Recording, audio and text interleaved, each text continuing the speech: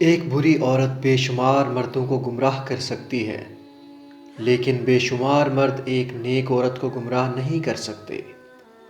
مرد اگر ضد پر آ جائے تو عورت کی زندگی تباہ کر دیتا ہے، لیکن عورت ضد پر آ جائے تو نسلوں کی نسلیں تباہ کر دیتی ہے۔ مکان تو سامان اور اینٹوں سے بن جاتے ہیں، لیکن گھر بنانے کے لیے نیک عورت کی ضرورت ہوتی ہے۔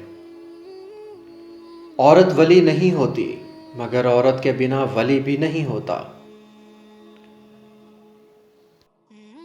عورت کی بدصورتی یہی ہے کہ اس کی خوبصورتی ہر کوئی دیکھے۔ عورت اگر خوبصورت ہونے کے ساتھ ساتھ پاگل بھی ہو تو اس سے محبت نہیں، عشق ہو جاتا ہے۔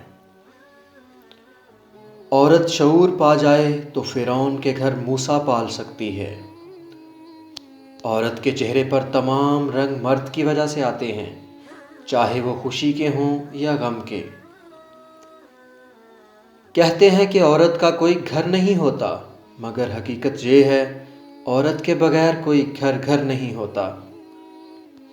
جس طرح مردوں کو باحیا عورتیں اچھی لگتی ہیں، اسی طرح عورتوں کو بھی با کردار مرد اچھے لگتے ہیں۔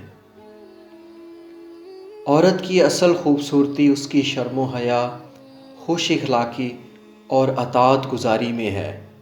اگر یہ نہ ہو تو حسین سے حسین عورت بھی اپنی نافرمانی، بد کلامی اور بد اخلاقی سے بدصورت لگنے لگتی ہے۔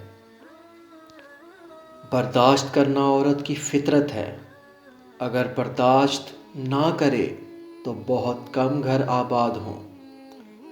عورت ایک ماں، ایک بہن اور ایک بیوی ہے۔